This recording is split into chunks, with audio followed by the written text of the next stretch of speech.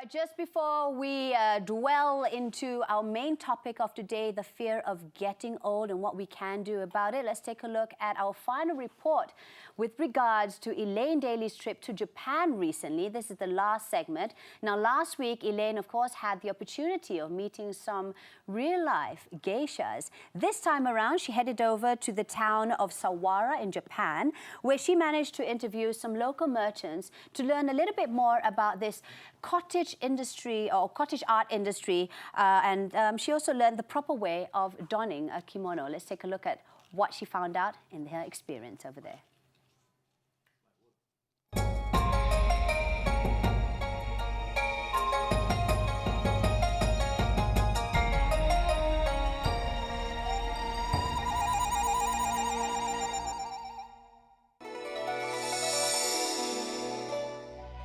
Last week, I had the opportunity to meet a real-life Kisarazu geisha.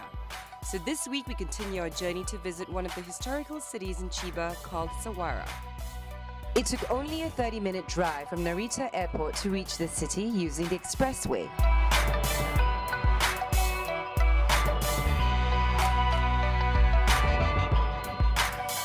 Ooh, it's freezing today. I'm in a town called Sawara, on a street which dates back to 300 years old, where the samurais and the ladies in kimonos reigned. I can almost feel the actual heritage and culture of this whole entire town. And today I'm going to be trying on some kimonos to date me back in time to when everything came alive here. It's 7 degrees out today, it's freezing cold, and I'm going to be dressed in a kimono. Let's go. Even though it was snowing, it definitely did not hinder our journey to visit the beautiful city.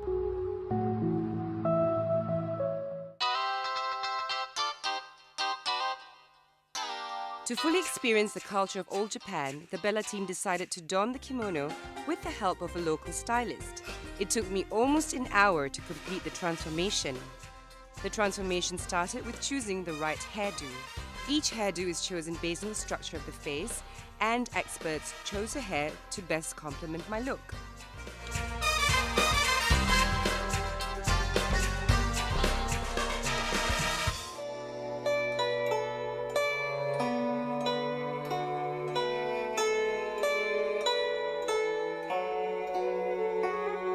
The kimono is not something you wear like an everyday outfit.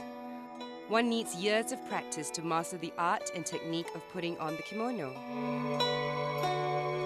It took 2 people to help me out with mine. It was my first time wearing it, and even though it restricted my movements, it helped me straighten my posture thanks to the taiko musubil, or Japanese version of fabric belt.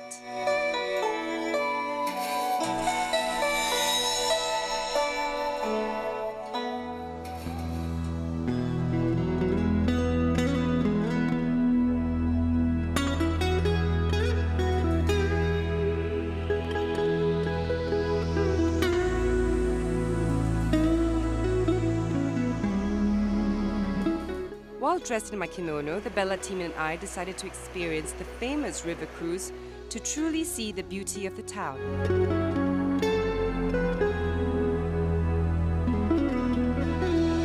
One of the main attractions of Sawara is the 1.5-kilometer Onagawa River that offers a cruise ride along the streets of Sawara. Well, apart from the fact that it's probably just 5 degrees out there and we're freezing cold, dressed in our beautiful kimonos, actually it feels very majestic, you know, riding on this river cruise where back in the day merchants ruled and, you know, barter trades were done. A little bit like Malacca, that's what they say Sawara is all about. But of course, it's not as cold as Malacca.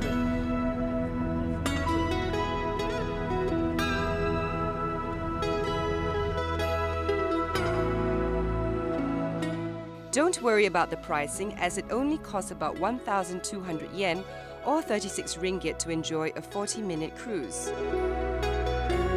It's definitely something all first-timers should try, as it shows the true beauty of Sawara streets. The most interesting feature is the bridge that sprouts waterfall twice in an hour from its span into the canal below. To maintain 100 years of legacy is no easy task. Sawara reminded us so much of our very own historical Malacca. Therefore, we were very intrigued to see how the locals kept the town alive. So we decided to spend some time meeting the local merchants to see what they have to offer.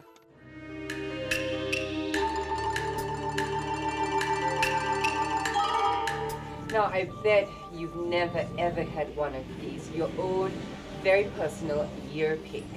Now, on Sawara Street, this is a little shop here that specializes in making ear picks customized to the size of your ears.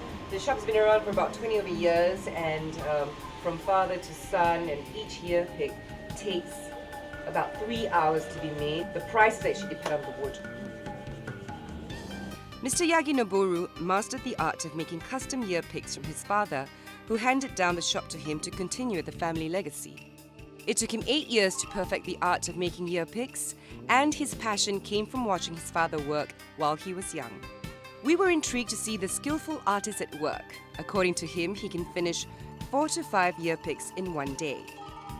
From the intricate art of making ear picks, we visited another form of equally complicated art hidden behind a clothing store. Now, it's quite amazing what I've seen here so far, and I can't wait to chat with Masahiro-san, who is obviously an expert in this. How long have you been doing this for, and how did you start even doing paper cutting art? 25年かな。モノトーンが好きだっていうことと細かいことが好きっていうことです。写真を撮ってきまして、で自分なりにいいところをこうなんていうの、絵にこうよりサワラのいいとこを凝縮してまず絵に描くんです。でそれを見ながらこうやって絵にしていくんです。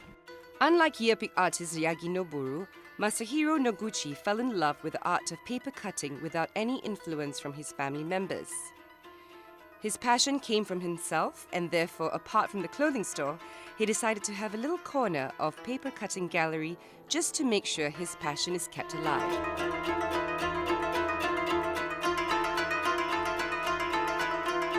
Wow, thank you very much. Arigatou gozaimasu. What we respect most among the locals in Sawara is their spirit in keeping the town alive. We got the chance to meet Okami-san, who was selected to lead the maintenance of the heritage efforts in Sawara. We decided to talk to her in her little flower shop.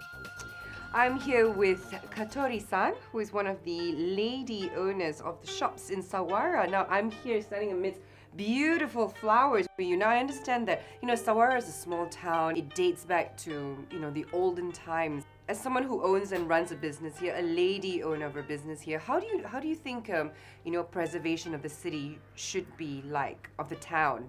私は、私のおばあちゃんの代から、3代ずっと花屋やってるんですけれども、ここは昔から商売してるお家がたくさんいて、自分の子供にだんだん商売とかを、伝えていって、で、親とかおじいちゃんとかもっとおじいちゃんから代々受け継いだものを歴史が長く続いているものだからみんながそれを守ってで、一人一人が、自分の家を守っていくことによってそれが大きくなって町全体が、みんなが町を守っているっていうようなことかな。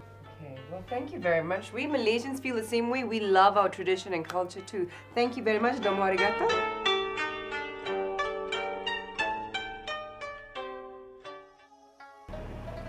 It was really lovely going back to tradition, to the Edo period, 15th century Japan today, all dressed in beautiful kimonos.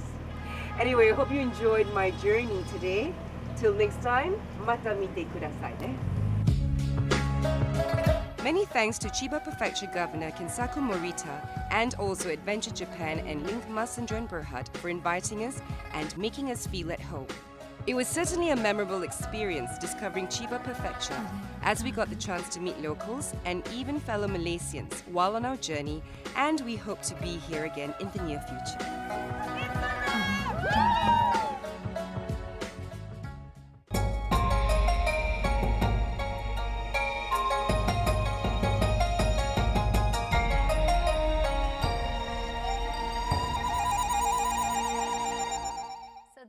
was the last episode of Bella Visits Chiba. And thank you so much, Chiba-kun, for being such a wonderful, wonderful companion here on our Bella set. Once again, a special thanks to Chiba Prefecture Governor Kensaku Morita for the visit, as well as a special thanks to the Adventure Japan and Link Master and Berhad for, of course, inviting the Bella team and Elaine Daly. Now, again, just before we head down to our main topic for today, today marks the 10th day since the missing report of Malaysia Airlines aircraft MH370. Now, the search for Malaysia Airlines flight MH370 will now concentrate in two possible areas to the western peninsula of Malaysia, following, of course, the confirmation on Saturday that the aircraft had made a turn towards that direction after it went off radar. Now, Malaysian authorities have now refocused their investigations towards the crew and passengers on board MH370. Once again, we'd like to advise and remind viewers at home not to speculate. I know there's been a lot of conspiracy theories just being, flooding all our social media platforms, but I would like to advise you to just wait for official updates from our authorities. In the meantime, we do have our very own Bella roving reporter, Nawal Sharil, who is currently at the Everly Hotel in Putrajaya, and she is joined by Encik Nazrul Azizi, who is the professional counsellor who's apparently been giving a lot of aid and assistance to the family members of those on board MH370. Nawal, over to you.